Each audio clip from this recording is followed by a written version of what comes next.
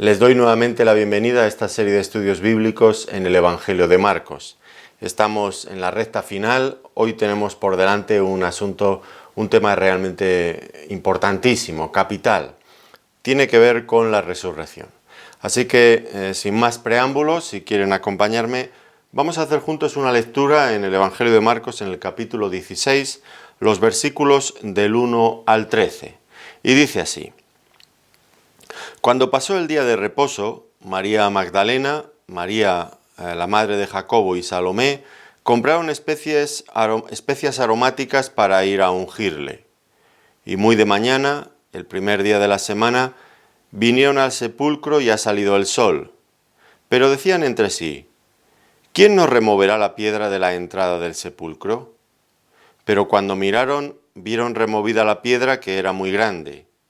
Y cuando entraron en el sepulcro, vieron a un joven sentado al lado derecho, cubierto de una larga ropa blanca, y se espantaron. Mas él les dijo: no os asustéis. Buscáis a Jesús Nazareno, el que fue crucificado. Ha resucitado, no está aquí. Mirad el lugar en donde le pusieron. Pero id, decid a sus discípulos y a Pedro que él va delante de vosotros a Galilea. Allí le veréis, como os dijo. Y ellas se fueron huyendo del sepulcro, porque les había tomado temblor y espanto. Ni decían nada a nadie, porque tenían miedo. Habiendo pues resucitado Jesús por la mañana, el primer día de la semana, apareció primeramente a María Magdalena, de quien había echado 7 demonios. Yendo ella, lo hizo saber a los que habían estado con él, que estaban tristes y llorando. Ellos, cuando oyeron que vivía y que había sido visto por ella, no lo creyeron. Pero después apareció en otra forma a 2 de ellos que iban de camino yendo al campo. Ellos fueron y lo hicieron saber a los otros, y ni aun a ellos creyeron. Bueno, este es nuestro texto. Como ven, el tema central es la resurrección. Si desean ampliar los conocimientos sobre este tema, pues pueden consultarlo en nuestro sitio web. Ahí tenemos publicado una serie extensa de estudios sobre la resurrección, no solo desde la perspectiva histórica, sino también desde la perspectiva doctrinal. Pero, por lo tanto, algunas de las cosas que hoy vamos a tratar, pues ya se han repetido allí, pero sin embargo, pues queremos continuar con la serie en el Evangelio de Marcos y ver pasaje por pasaje, así que hemos decidido incluirlo también aquí en esta serie. Bien, entonces, la resurrección del Señor Jesucristo. ¿Qué hacemos con la resurrección de Jesús? Y tenemos que decidir entre 2 cuestiones. O la resurrección de Cristo es el hecho más glorioso que ha tenido lugar en la historia de la humanidad, o por el contrario, es un fraude colosal. Por mucho que busquemos, no hay un punto intermedio. O es la cosa más maravillosa o es el mayor de todos los fraudes de la historia.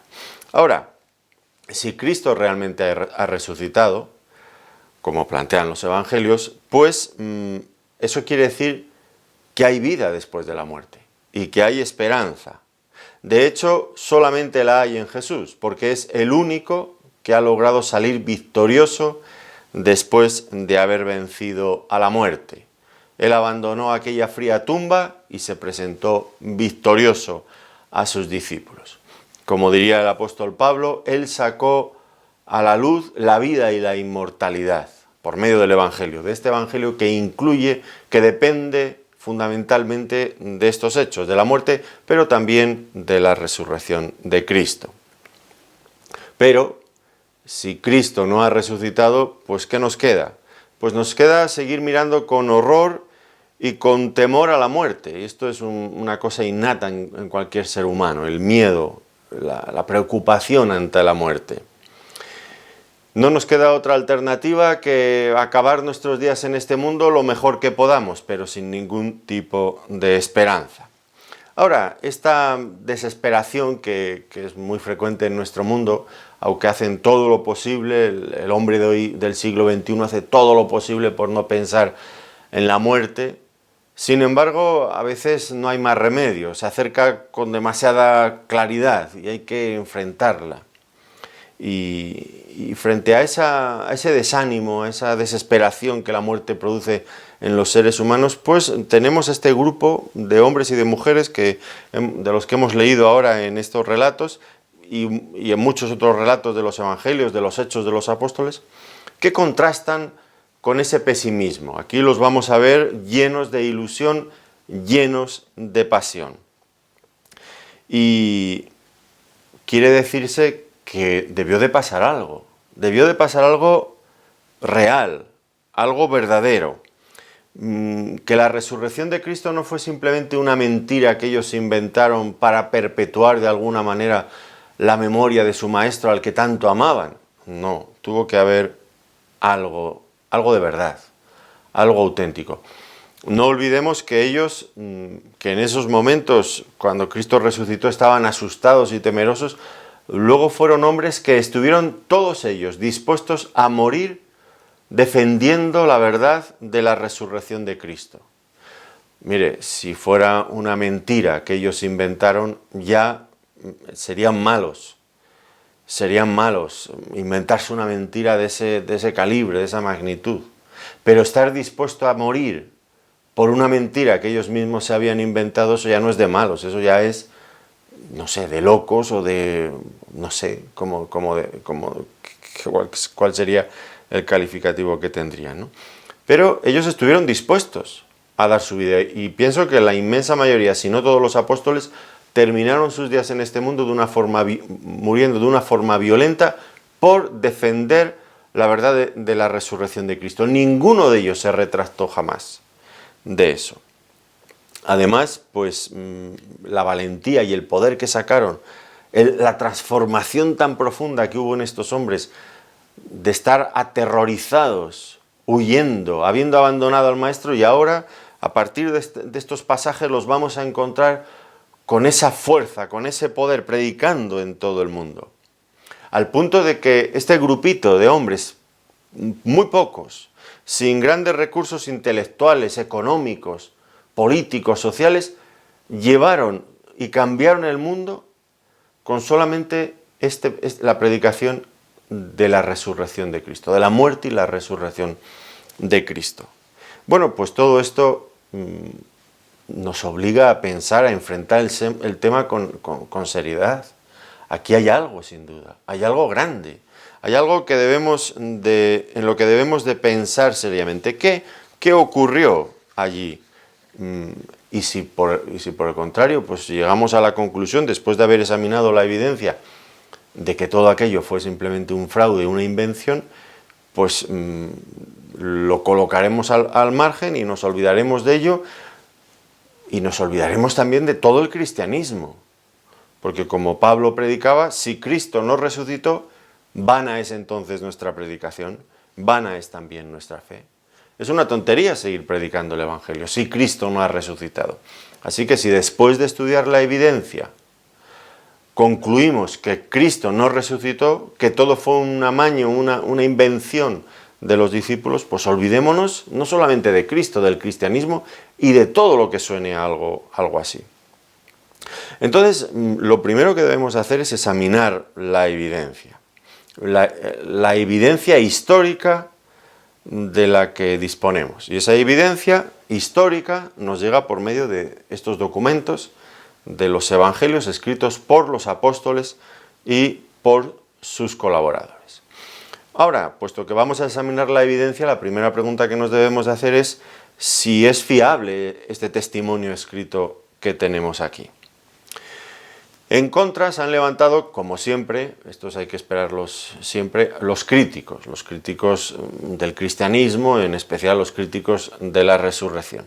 Y ellos pues vienen a insistir mucho, pero mucho, en que los evangelios no fueron escritos por los apóstoles ni por los testigos oculares, aquellos que presenciaron los hechos que narran, sino que todo se desarrolló mucho más tarde, a partir del siglo II, no por los apóstoles, sino ya por una tercera, cuarta o quinta generación de creyentes que de una a otra generación pues iban tergiversando, añadiendo detalles, cambiando las historias, embelleciéndolas, engrandeciéndolas, bueno, todas esas cosas, distorsionándolos, al punto de que lo que narran los evangelios en el siglo II o III pues no tiene nada que ver con lo que realmente ocurrió, y ellos, que son muy inteligentes, los críticos, pues cogen y empiezan a diseccionar los evangelios, diciendo lo que sí que es correcto, lo que debe ser auténtico y lo que se fue inventando posteriormente. Bueno, pues esto es lo que dicen los críticos. Ahora,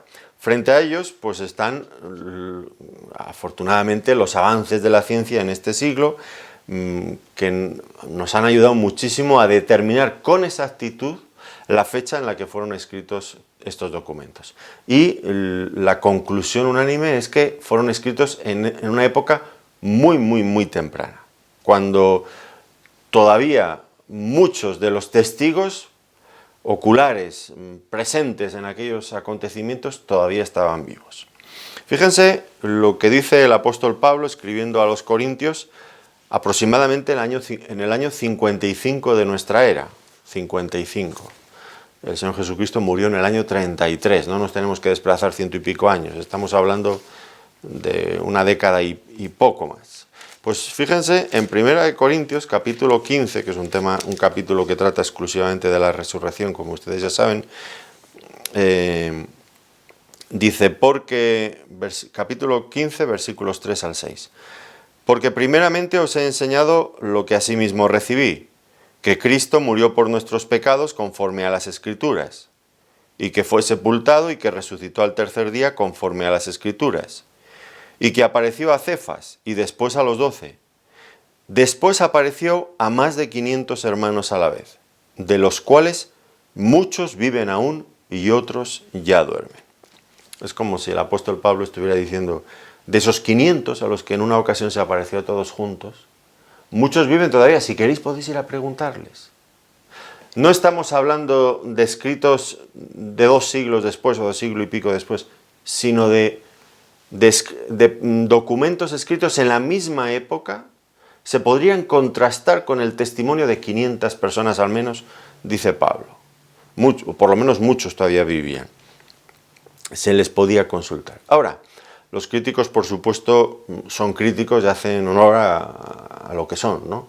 Y critican, y cuestionan, y ponen en duda, todo, lo ponen todo. ¿Qué dicen ellos cuando se les presenta esta evidencia? Pues ellos inmediatamente lo que hacen es, en muchos casos, no ocultar sus prejuicios. Claro, pues ir a una investigación de la evidencia con prejuicios, pues de antemano ya nos imaginamos que esto va a condicionar tremendamente las conclusiones a las que lleguen. ¿Y cuáles son sus prejuicios?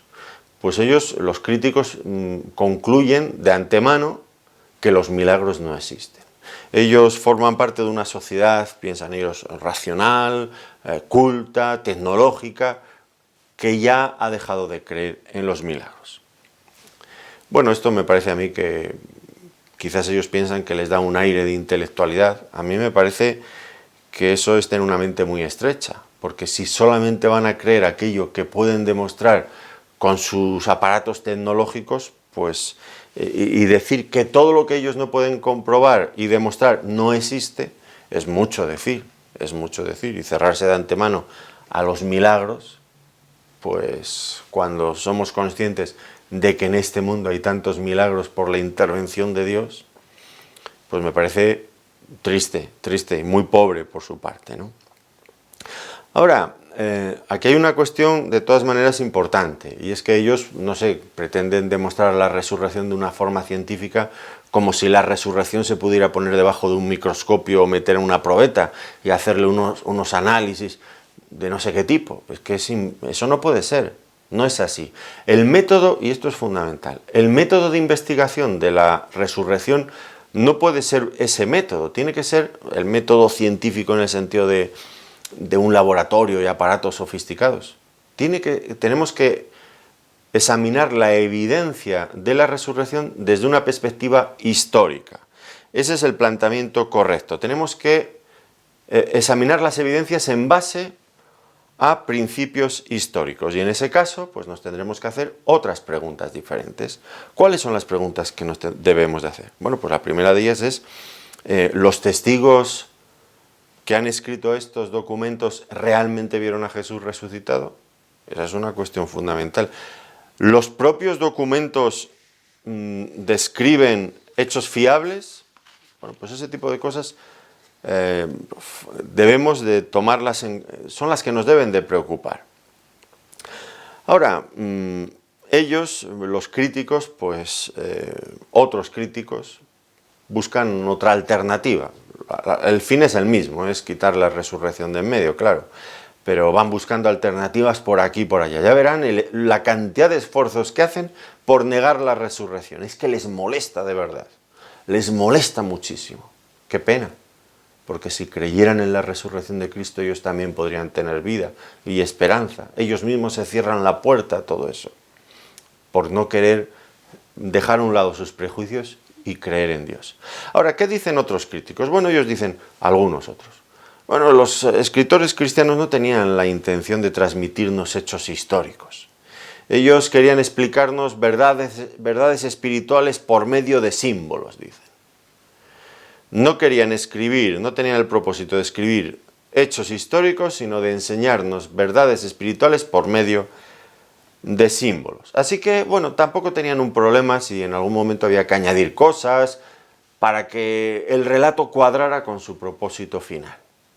Pero miren, esto no es lo que dice nuestro texto bíblico. Nuestro texto bíblico dice que los propios evangelistas, cuando se ponen a escribir, explican los criterios que siguen y no tiene nada que ver con esa teoría. Fíjense, por ejemplo, lo tenemos aquí mismo en la página siguiente, Lucas, el capítulo 1, los versículos 1 y 4. Aquí Lucas está explicando qué criterios ha seguido para llevar a cabo, para escribir su evangelio. Y vamos a ver que es un documento que él pretende que sea histórico, que sea fidedigno, que sea real, que se ajuste en esencia a los hechos. No enseñar verdades espirituales por medio de símbolos, es que no tiene nada que ver con esto. Vamos a leerlo, mire. Lucas 1, versículo 1. Puesto que ya muchos han tratado de poner en orden la historia de las cosas que entre nosotros han sido ciertísimas, tal como nos las enseñaron los que desde el principio lo vieron con sus ojos y fueron ministros de la palabra, me ha parecido también a mí, después de haber investigado con diligencia todas las cosas desde su origen, escribírtelas por orden, oh excelentísimo Teófilo, para que conozcas bien la verdad de las cosas en las cuales has sido instruido. ¿Se dan cuenta?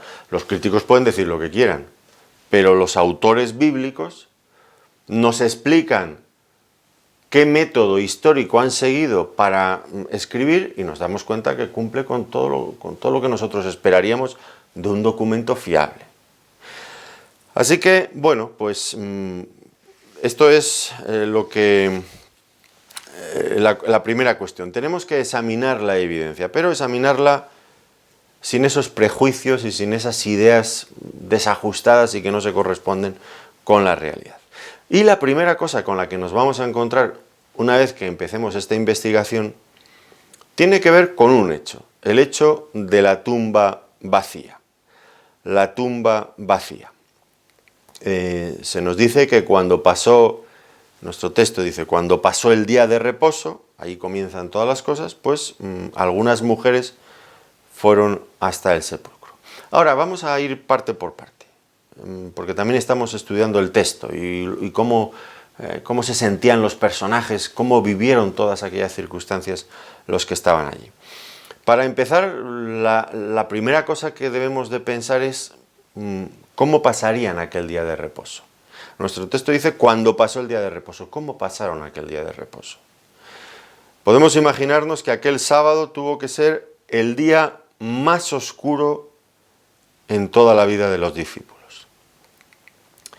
El día anterior, el viernes, cuando estaban crucificando a su Señor, todos sus sueños, todas sus esperanzas se desvanecieron, se deshicieron.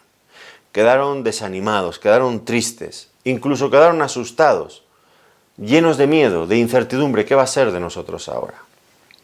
¿Qué hacer a partir de aquí? Pues esta era la cuestión que ellos tendrían que enfrentar ahora mismo.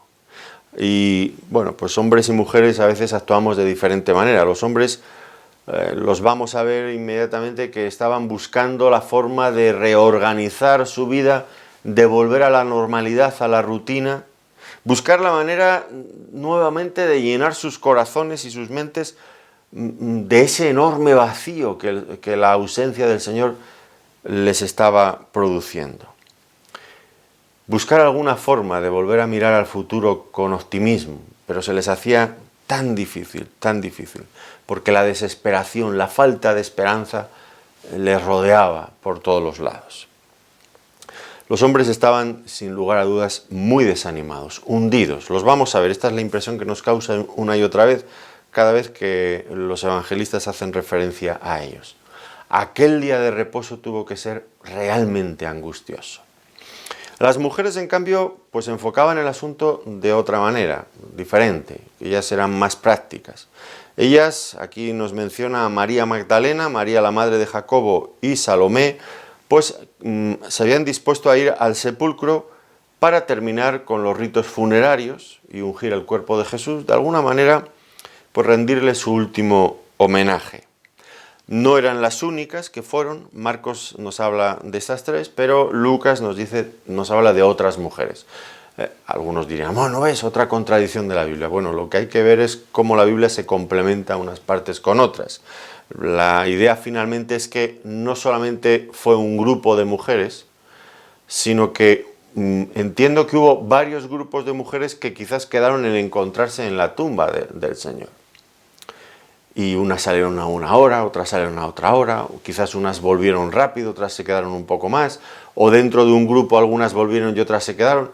Todo esto explicaría muchas de las cosas que a veces cuesta poner en orden en el relato de la resurrección, cuando intentamos ver dónde estaba cada una, en qué. No olvidemos que Jerusalén y el lugar donde el Señor Jesucristo había sido crucificado y sepultado estaban bastante cerca. Estaba a las afueras, pero muy cerca. Y hubo un tránsito enorme de personas que iban y venían de la tumba del Señor a Jerusalén. Así que algunos dicen, no cuadra. Bueno, sí que cuadra, pero hay que dar muchos pasos para acá y para allá. Y no iban todos juntos, iban separados a veces. Bueno, todo esto lo aclaro para aquellos que han intentado pues, hacer un orden cronológico exhaustivo de todos los movimientos. Hay que tomar estos factores en cuenta. Bueno, pues estas mujeres cuando llegan al sepulcro, aquí lo primero que se encuentran es la primera evidencia de la resurrección del Señor Jesucristo. Todavía no ven al Señor resucitado, pero ya tenemos la primera evidencia. ¿Cuál es esta primera evidencia? Bueno, pues es la tumba vacía. Y los críticos, una vez más, han intentado explicar este hecho de la tumba vacía del Señor sin aceptarlo como un asunto de carácter sobrenatural. Para ellos no le confieren ninguna importancia. Ahora, la tumba donde el Señor Jesucristo había sido sepultado, pues estaba vacía. Y hay que dar alguna explicación. ¿Qué explicaciones han dado? Ya les he dicho antes que los críticos se emplean a fondo para negar la resurrección de Cristo. Algo gordo debe de haber cuando ponen tantísimo interés por negar la verdad. Bueno, ¿qué teorías han inventado? Vamos a ir rápido, porque algunas de estas cosas ya hemos mencionado detalles en el estudio anterior. Les animo a que lo revisen.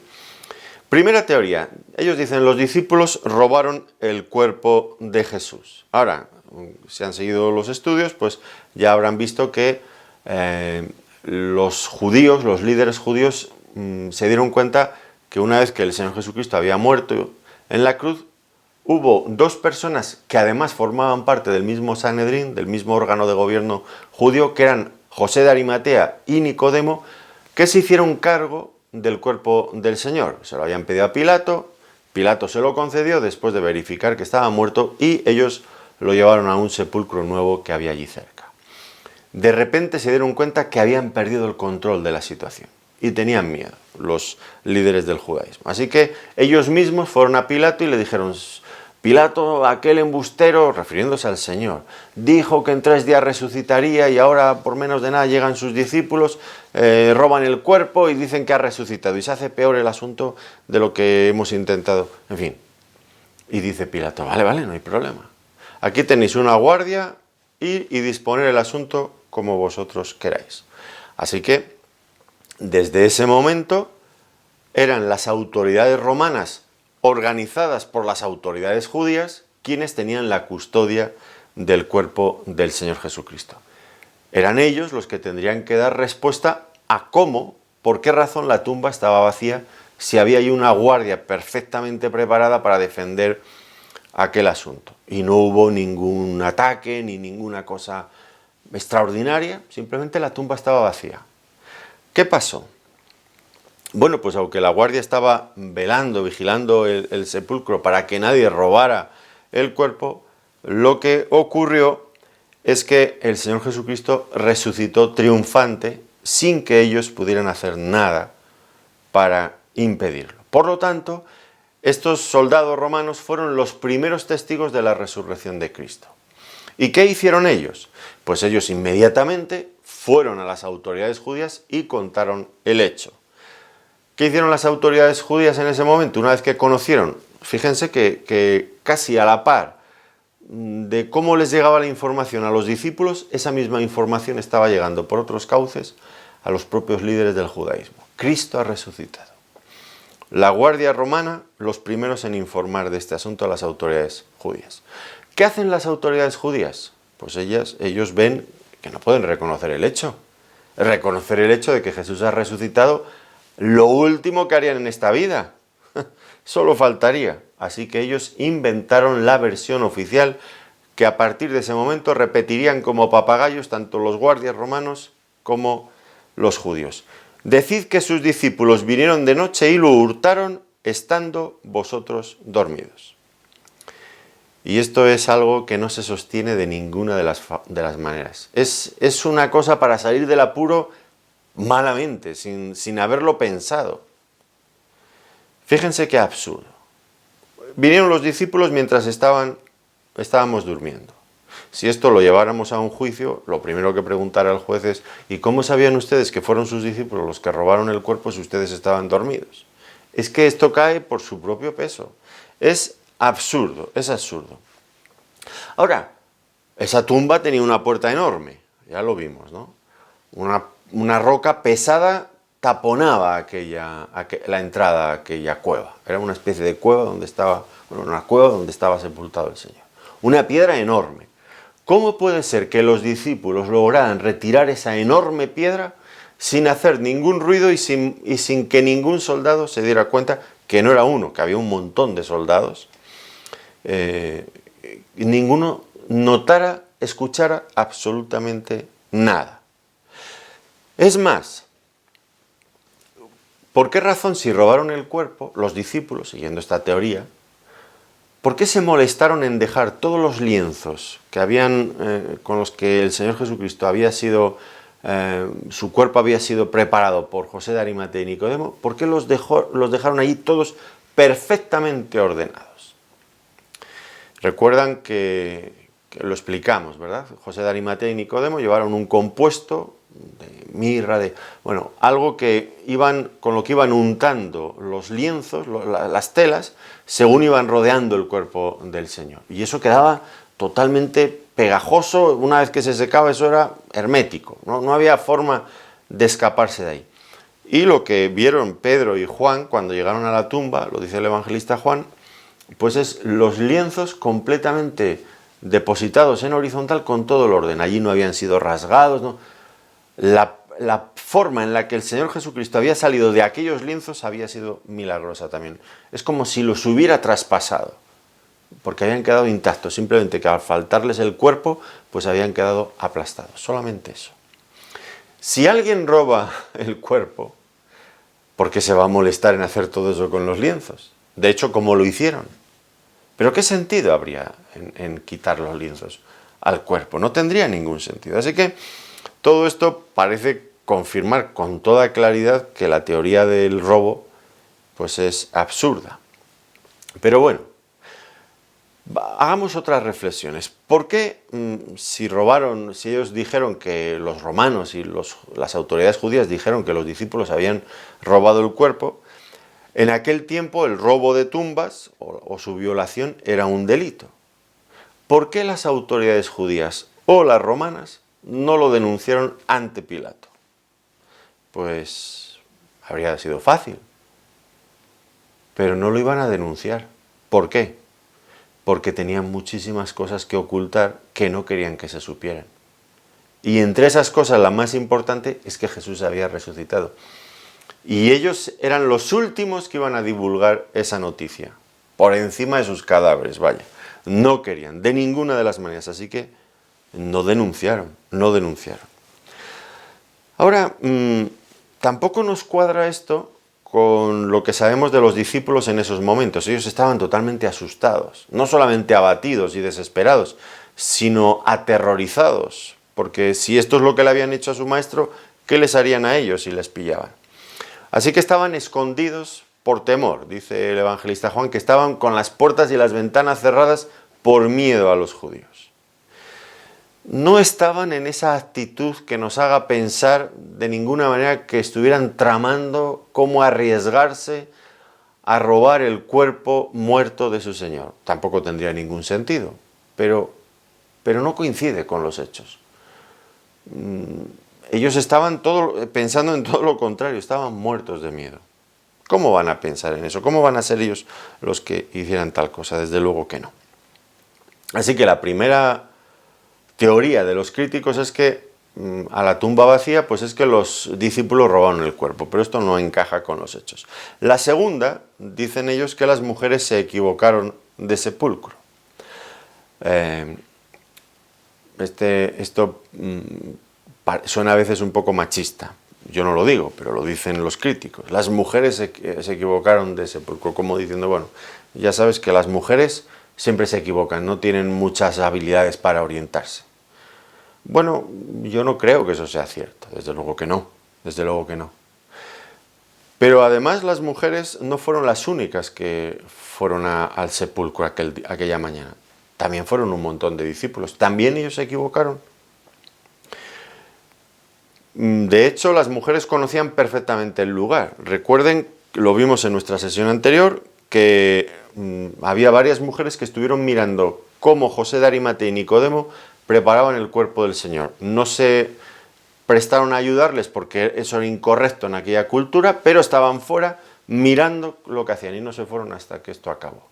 Es decir, habían seguido todo el proceso desde el momento en que el Señor Jesucristo fue descolgado de la cruz y llevado a la tumba.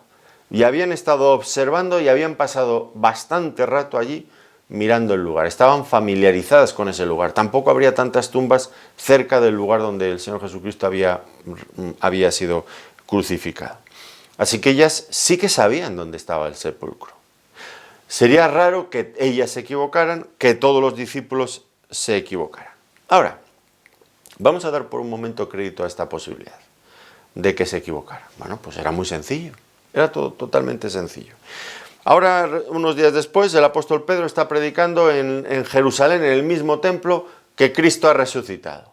Y está culpando a los líderes del judaísmo diciéndoles que ellos han matado al verdadero Mesías. Pero que Dios ha respondido levantándole de entre los muertos. Bueno, pues si ellos creyeran realmente... Bueno, ya hemos dicho, si robaron el cuerpo, que hubieran puesto una denuncia. Pero si creyeron que se equivocaron de tumba, pues era bien sencillo. Estáis equivocados, venid. Y hacer una salida hasta el lugar donde estaba la tumba correcta y mirar, aquí está la tumba auténtica. Abrir la puerta, ahí está el cuerpo. ¿Por qué no hicieron esto? ¿Era tan fácil dejarles en ridículo? Por supuesto que no iban a hacer esto. Claro que no lo iban a hacer, porque ellos sabían que la tumba era la auténtica y estaba vacía. Todos allí lo sabían que estaba vacía. Todos conocían la tumba. Son los críticos del siglo XX y del siglo XXI los que cuestionan estas cosas, pero los que vivían en Jerusalén en el primer siglo, cuando ocurrieron estos hechos, ninguno de ellos, ni las autoridades romanas, ni las autoridades judías, ni los propios habitantes de Jerusalén, nadie cuestionó que la tumba fuera la equivocada, que fuera una mirada en un sitio incorrecto. Nadie lo cuestionó, todo el mundo lo sabía. Han hecho falta 20 siglos, que pasaran 20 siglos para que los sabios de hoy día, que parece que lo saben todo, es que lo saben todo, todo, pues lleguen a la conclusión, a ciencia cierta, de que Cristo no resucitó, y las teorías estas, pues ellos se inventan y les dan crédito, y como se las creen unos cuantos, pues ya son verdad absoluta, sin posibilidad de ir en contra, porque como te niegues a lo que estos críticos intelectuales dicen, ya eres un analfabeto, no sabes nada y eres un pobre hombre. Ellos lo saben todo, claro. Otra teoría, inventada también por ellos, es que Cristo no estaba realmente muerto cuando lo sepultaron. Y esta teoría, la idea es que, bueno, pues sí, es verdad, que se desmayó en la cruz y pensaron que estaba muerto, lo bajaron, lo metieron en la tumba, y luego ahí en la tumba, con el fresquito de la tumba, en un momento se reanimó, volvió en sí, le pegó un empujón a la roca que había allí y se fue a Jerusalén, donde estaban sus discípulos reunidos, y se presentó allí triunfante diciéndoles que había resucitado. Bueno, es mucho lo que dice esta teoría. La primera cosa que me parece totalmente inaceptable es que esta teoría trata al Señor Jesucristo como mentiroso y como el que ha originado este fraude, si es que es un fraude. Él se presenta a los discípulos diciendo: he resucitado y he vencido a la muerte, cuando en realidad nunca había llegado a estar muerto, según esta teoría, simplemente había estado desmayado. Pero volvamos a los hechos, no a las teorías, a los hechos documentados históricamente. Para empezar, recuerdan en nuestra sesión anterior que Pilato se extrañó cuando José de Arimatea le pide el cuerpo de Jesús. Pero ¿cómo? ¿Ya ha muerto? Y entonces hace llamar a un centurión que le pide que se asegure de que Jesús ha muerto. Y entonces llega el centurión y unos soldados allí y le clavan una lanza en el costado, haciéndole una herida tremenda de la que salió agua y sangre. Es decir, después de esto ya se habían dado cuenta desde una apreciación visual que estaba muerto, pero para asegurarse totalmente, tal como Pilato les había ordenado, le clavaron la lanza y después de esto emitieron un certificado de defunción en toda regla. Está muerto. Así que los que dicen que simplemente se desmayó ignoran el certificado de defunción emitido por este centurión, por los soldados, ante la misma autoridad romana. Ignoran también que Cristo fue traspasado con una lanza, que si no estaba muerto por la cruz, por la crucifixión, lo estaría por la lanza. Ignoran que José de Arimatea y Nicodemo ungieron el cuerpo de Jesús y lo envolvieron con todas aquellos lienzos pegajosos que he explicado antes. Si ellos tampoco se dieron cuenta de que estaba muerto, de que no estaba muerto, de que aún respiraba, pues evidentemente ellos comprobaron que estaba muerto. De otro modo no lo habrían hecho todo aquello. También los soldados que custodiaban el sepulcro, la tumba, recuerdan cuando Pilato hace caso a las autoridades judías, les da una guardia: id y disponed vosotros como queráis. ¿Qué haría esa guardia? Lo primero, llegaría hasta la tumba del Señor, abrirían la roca, la piedra enorme que había a la entrada, la quitarían, verificarían que quien estaba dentro era Jesús y que estaba muerto. Y luego volverían a colocar la piedra y el sello romano para impedir que nadie entrara allí.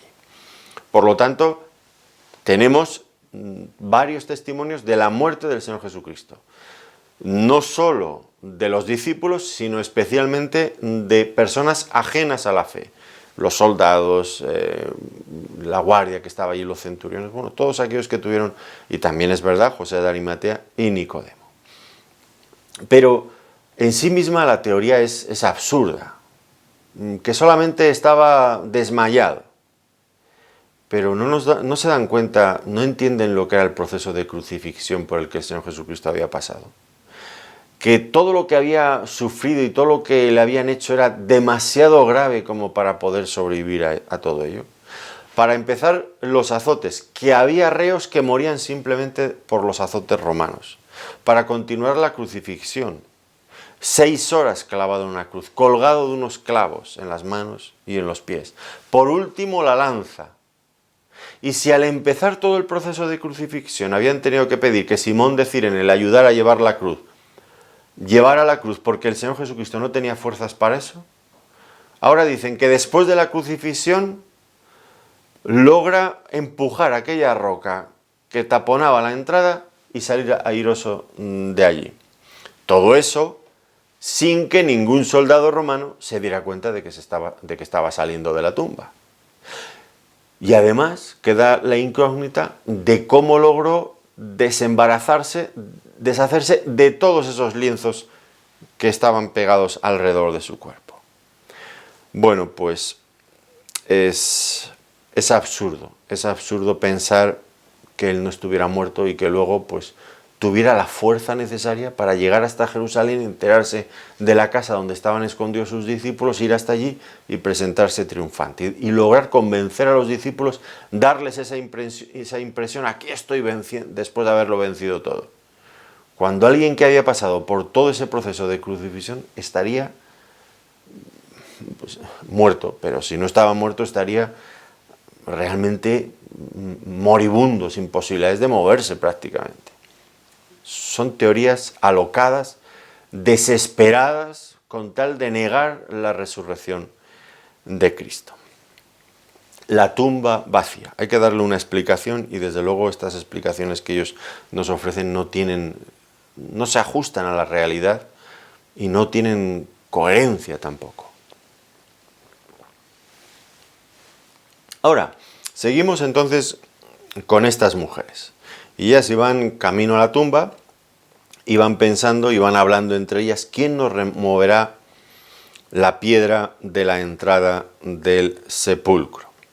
Bueno, estas mujeres, los críticos también han dicho, bueno, es que todos los discípulos estaban tan sugestionados con el hecho que Jesús les había dicho una y otra vez que iba a resucitar, y todos ellos estaban totalmente sugestionados y estaban pensando en esto y no lograban salir de esos pensamientos. Bueno, pues miren que la realidad es otra, completamente diferente. Aquí no hay una cuestión de sugestión con la resurrección. Ninguno de ellos, y el Señor les tuvo que reprender por ello, ninguno de ellos creyó a los que habían dado testimonio de la resurrección de Cristo. Dicen los críticos que estaban sugestionados con la resurrección y el hecho es que ninguno de ellos esperaba la resurrección y cuando les dijeron que había resucitado ninguno se lo creyó. Las mujeres, ¿a qué fueron al sepulcro? ¿Fueron a ver si Cristo había resucitado? No. Fueron a ungir el cuerpo del Señor porque es que realmente no esperaban que el Señor Jesucristo hubiera resucitado. Es verdad que el Señor Jesucristo, a lo largo de las últimas semanas de su ministerio, cuando se dirigían hacia Jerusalén, lo hemos ido viendo en nuestros estudios, una y otra vez les hablaba de voy a Jerusalén, voy a morir, y al tercer día resucitaré. Pero es que ellos ni creyeron que iba a morir, ni creyeron que iba a resucitar. Es que ni lo escuchaban. ¿Lo recuerdan ustedes cuando estuvimos estudiando esos pasajes? El Señor les hablaba y ellos no escuchaban. No escuchaban, no se lo creyeron. Ellos iban pensando que en Jerusalén iban a ocurrir otras cosas, iba a tomar el reino, se iba a sentar en el trono. No pensaban en nada de todo esto. Sugestionados, no. No tomaban en serio las palabras del Señor en cuanto a su muerte y tampoco en cuanto a su resurrección. Y cuando fueron al sepulcro, estas mujeres, pues fueron pensando en ungir el cuerpo del Señor, en terminar de ungir el cuerpo del Señor, tal como lo hubieran dejado José de Arimatea y Nicodemo, que ya recuerdan, hicieron las cosas con mucha premura, casi no tenían espacio de tiempo para hacerlo bien. Por otro lado, cuando fueron a la tumba, ellas iban pensando en un problema. ¿Quién nos retirará la piedra de la entrada? Evidentemente ellas no sabían que allá había una guardia romana vigilando la tumba. Si lo hubieran sabido, lo que se hubieran planteado es, ¿nos dejarán ungir el cuerpo de Jesús? ¿Nos ayudarán a retirar la roca que está cubriendo la entrada? Ellas no sabían que las dificultades que ellas preveían eran otras totalmente diferentes. En todo caso, ya vamos a ver rápidamente que el Señor había eliminado todas las dificultades cuando ya se habían llegado. ¿Qué ocurrió entonces cuando llegaron? Bueno, pues cuando llegaron, lo que encontraron fue que la entrada del sepulcro estaba abierta porque alguien había retirado la enorme piedra, la había apartado, y cuando miraron dentro, lo que se encontraron fue con un ángel que les dijo: ¿buscáis a Jesús Nazareno? No está aquí. Mirad el lugar donde fue colocado. Ha resucitado. Esto es lo que ocurrió. Ahora, entonces ellas, ¿cuál sería la primera impresión que tendrían cuando vieron la entrada abierta? Pues indudablemente pensarían: alguien se nos ha adelantado. Probablemente han profanado la tumba de nuestro Señor. Probablemente la han profanado. Luego ya cuando vieron al ángel, la sensación fue otra muy diferente. Eso les produjo temor y espanto. Y es que un ángel había descendido del cielo y había removido la piedra. Es más, dice que esa energía celestial que traía este ángel, pues había estremecido también la tierra. Fíjense lo que dice Mateo, capítulo 28, versículos 2 al 4. Y hubo un gran terremoto, porque un ángel del Señor, descendiendo del cielo y llegando, removió la piedra y se sentó sobre ella. Su aspecto era como un relámpago, y su vestido blanco como la nieve. Y de miedo de él, los guardas temblaron y se quedaron como muertos. Pero fíjense cómo hemos empezado. Y hubo un gran terremoto. Ahora, ¿por qué vino un ángel desde el cielo para quitar la piedra de la tumba del Señor? Pues evidentemente no es porque el Señor lo necesitara. Él podía, sin ningún tipo de dificultad, quitar aquella piedra. ¿Cuál era el propósito entonces de este ángel y de su venida? Bueno, pues el propósito de este ángel era mostrar al mundo que Jesús había resucitado, que ya no estaba en esa tumba. Y el propósito de este ángel es que todo el que fuera allí, por lo menos aquellas primeras mujeres y personas que fueron al sepulcro aquella mañana, anunciarles qué era lo que había pasado. Estaba allí para dar testimonio de la resurrección del Señor. Así que, una vez más, igual que en los grandes hechos de la vida de nuestro Señor, también su nacimiento fue anunciado por unos ángeles y unos pastores.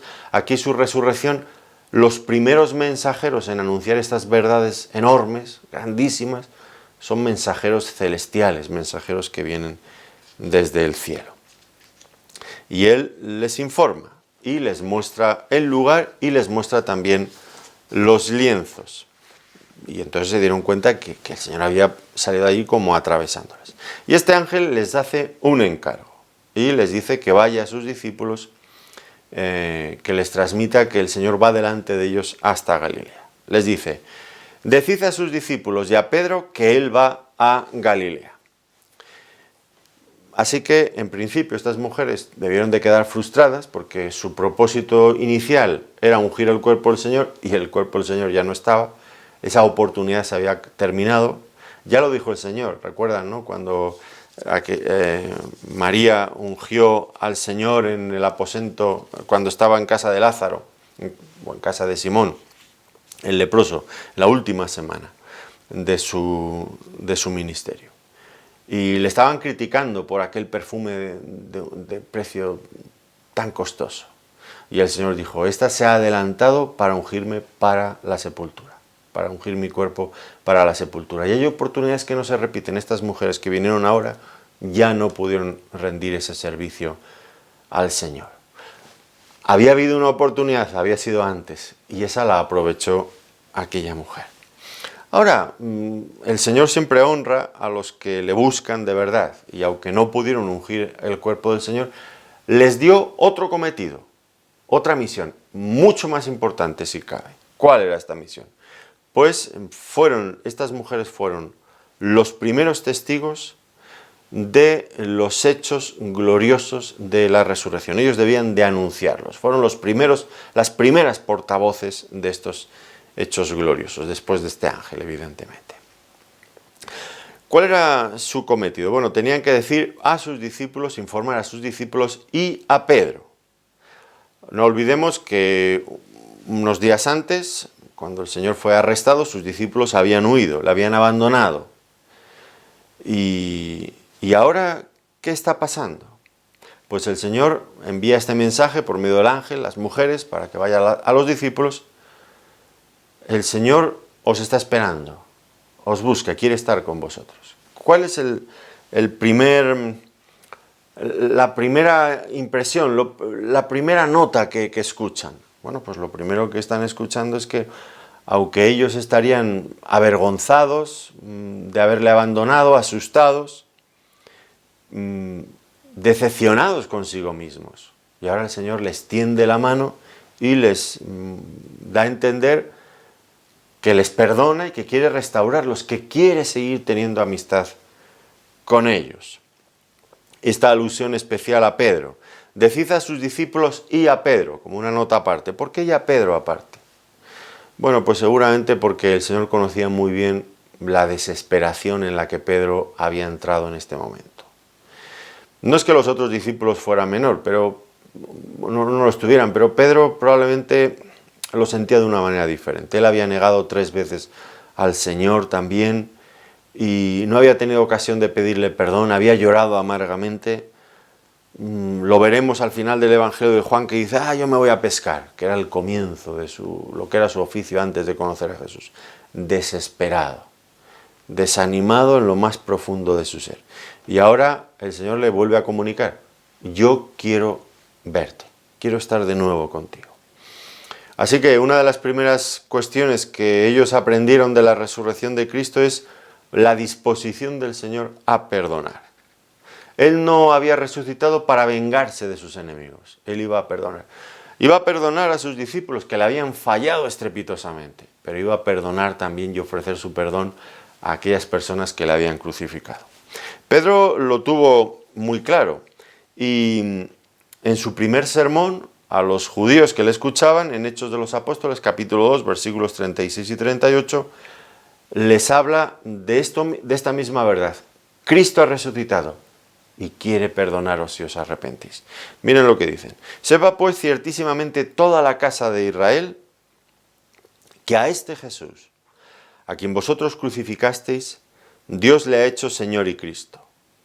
Al oír esto se compungieron de corazón y dijeron a Pedro y a los otros apóstoles, varones hermanos, ¿qué haremos? Pedro les dijo, arrepentíos y bautícese cada uno de vosotros en el nombre de Jesucristo para perdón de los pecados y recibiréis el don del Espíritu Santo. ¡Qué grandes promesas! Perdón de pecados, recibir el don del Espíritu Santo. ¿Qué más se puede esperar de Dios? Es que es increíble ya todo esto. Primera cosa entonces que aprendieron de la resurrección es que Él había resucitado para traer vida a las personas, no para vengarse.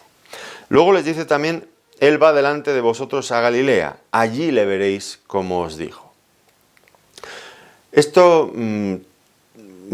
nota, va delante de vosotros a Galilea, tal como Él os dijo, sin duda confería este sello de autenticidad al mensaje. ¿Por qué razón? Porque el Señor ya les había dicho esto, os veré en Galilea. ¿Cuándo se lo había dicho? Bueno, se lo había dicho en el aposento alto mientras celebraban la última Pascua. Y allí estaban solamente ellos, los 11, los 12 discípulos. No estaban las mujeres. Ahora las mujeres dicen, nos ha dicho esto, y nos ha dicho que ya os lo dijo. Ellas no sabían que ya se lo había dicho. Así que ellos rápidamente tuvieron que atar cabos y darse cuenta de que el mensaje era auténtico, venía de parte del Señor. Porque Él ya nos lo había dicho antes. Eso lo podríamos ver en Marcos capítulo 14 y versículo 28. Ahora, ¿por qué ir a Galilea? Bueno, es verdad que el Señor también estuvo en Jerusalén, y allí en Jerusalén, después de su resurrección, hizo cosas muy importantes. Algunas de las apariciones a los discípulos tuvieron lugar en Jerusalén. Allí vino el Espíritu Santo, allí también comenzó la expansión del Evangelio. Pero el Señor, no obstante, quería ir a Galilea con sus discípulos después de la resurrección. Y estaría todavía con ellos 40 días antes de ascender al cielo. 40 días entre que resucitó y la ascensión. ¿Por qué ir a Galilea? Allí vemos quizás algunas razones. Allí vemos que el Señor llevó a cabo la restauración de Pedro, junto en el mar de Tiberias. La restauración de Pedro, que estaba desanimado, que se había ido a pescar, como he dicho hace un momento. La restauración de Pedro, allí en Galilea, donde todo había comenzado donde ellos se habían desanimado y habían vuelto, Él vuelve otra vez a buscarles allí mismo. Además, pues les llevó a Galilea porque iba a volver a darles una comisión, bueno, les iba a dar una comisión ahora ya en un sentido muchísimo más amplio, una comisión apostólica, ir por todo el mundo y predicar el Evangelio. En Galilea estaban muy cerca de los gentiles, que serían finalmente su destino, porque el pueblo de Israel rechazaría el Evangelio. Y desde allí estaban listos para ello. Y además, pues el propósito de salir de Jerusalén, ir a Galilea. Cualquiera que quisiera encontrarse con Jesús, en esos días tendría que salir de Jerusalén, con todo lo que implicaba, esa asociación con la religión oficial. Estar con el Señor resucitado implicaba necesariamente estar fuera de la religión, del sistema religioso del judaísmo de aquellos días. Luego, más tarde, después de estar en Galilea, volvieron a Jerusalén y desde allí el Señor ascendió al cielo, un poquito al lado de Jerusalén, cerca de Betania. Y, bueno, pues sí, el Señor volvió a Jerusalén después de estar en Galilea. Ahora, fíjense, el Señor volvió a ir a Jerusalén. Los discípulos habían visto que había entrado la primera vez en Jerusalén y le habían aclamado como rey. Luego le habían crucificado, pero ahora el Señor vuelve a Jerusalén, la capital del reino. ¿Por qué? Porque Él no ha renunciado en ningún momento a sus derechos reales. Pero ahora hay una gran diferencia. Lo que no entendieron los discípulos en la primera entrada, porque ellos estaban con una idea totalmente diferente del tipo de rey y de reino que Él iba a establecer, ahora en esta segunda entrada a Jerusalén, después de su resurrección, ahora todo está clarísimo. Ahora ya lo ven nítidamente. Ahora se dan cuenta de que sí que es el rey, pero es un rey de otro tipo. La obra de la cruz ha dado sentido a todas las cosas, a todo lo que el Señor les había estado enseñando de antemano y ellos no habían logrado encajar. La obra de la cruz y ahora su resurrección empezaban a colocar cada pieza del puzzle perfectamente en su lugar y el cuadro completo se veía perfecto. Ahora, Él es el rey. Ha resucitado. Entró en Jerusalén como rey y ha resucitado. Va a volver a su capital, porque todavía no le han aceptado allí. Bueno, la evidencia de la resurrección. Tenemos esperanza de resurrección, porque Cristo resucitó. Y Cristo resucitó y los evangelios se han encargado de dejarnos constancia de este testimonio de una forma convincente, de una forma bien documentada, que logra responder a las inquietudes de las mentes más inquietas, siempre y cuando estas mentes tengan auténticos deseos de conocer la verdad. No vengan con prejuicios o con ideas ya de antemano negativas contra Dios, desde luego no llegarán nunca a conocer la verdad.